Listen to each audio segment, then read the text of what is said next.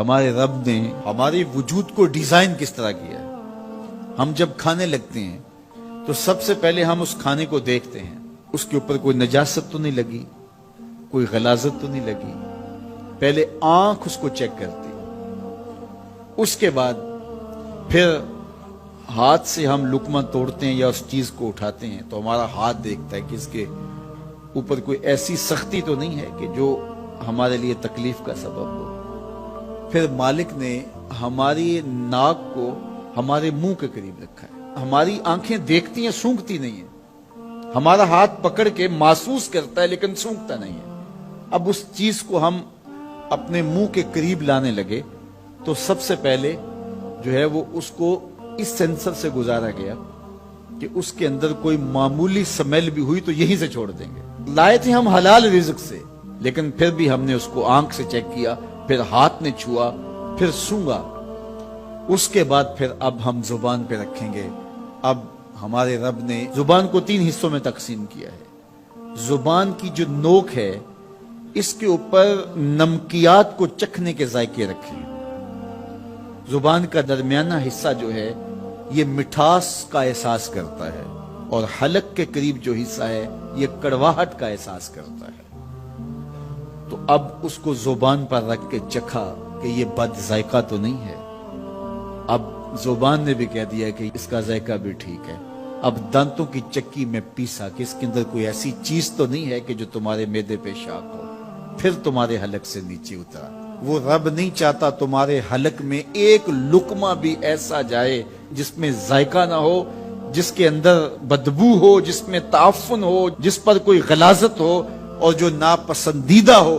تمہارا رب چاہتا ہے تم طیب لو، ستھرا لو، تاکہ تمہارا ظاہر بھی ستھرا ہے، تمہارے وجود کا حصہ بننے والی غذا جو ہے وہ بھی پاک اور ستھری ہو۔ تمہارا رب تمہیں صاف دیکھنا چاہتا ہے، صاف رکھنا چاہتا ہے۔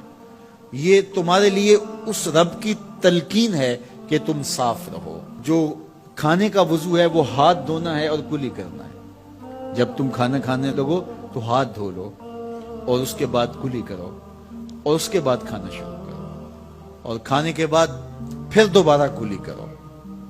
اور ہمیں بار بار مسواک کرنے کی تلقین کی گئی۔ مسواک منہ کو صاف کرتی ہے اور رب کو راضی رکھتی ہے۔ میں نے کہا کہ جب بچہ پیدا ہوتا ہے تو اس وقت اس کو غسل دیا جاتا ہے، اور جب جنازہ اٹھتا ہے تو اس سے قبل بھی اس کو غسل دیا جاتا ہے۔ غسل سے کہانی شروع ہو کے غسل پہ ختم ہوتی ہے۔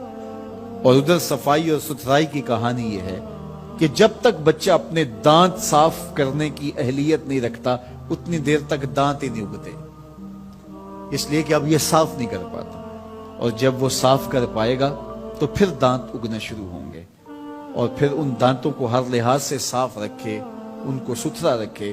میرے اور آپ کے آقا و مولا حضور ختم المرتبت صلی اللہ علیہ وآلہ وسلم کا جب آخری وقت آیا اور حضرت اسرائیل علیہ السلام قبض روح کے لیے اجازت طلب کر رہے تھے تو حضور نے فرمایا عائشہ مسواک دو، تو حضور کو مسواک دی گئی۔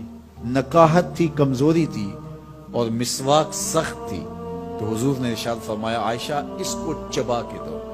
تو ام المومنین سیدہ عائشہ رضی اللہ تعالیٰ عنہ فرماتی ہیں میں خوش قسمت ہوں کہ آخری لمحات میں میرا لعاب اور حضور کا لعاب مل گیا۔ تو انہوں نے چبا کے نرم کر کے حضور کو مسواک دی، اور حضور نے اس آخری وقت میں جب انتہائی نکاحت اور کمزوری تھی مسواک کی کہ میں اپنے رب کے حضور حاضر ہوں۔ تو ہمارے دین نے ہمیں یہ تلقین کی ہے کہ تم اپنے آپ کو بھی صاف رکھو، اپنے وجود کو بھی صاف رکھو، اپنے بالوں کو بھی صاف رکھو، اپنے لباس کو بھی ستھرا رکھو، لیکن پھر اس پہ اکتفا نہیں ہے۔ جہاں تم رہتے ہو اس جگہ کو بھی تم صاف رکھو، اپنے اطراف کے ماحول کو بھی صاف رکھو، اپنے گھر کو بھی صاف رکھو، اور اپنی گلی کو اور اپنے محلے کی صفائی کا اہتمام کرو۔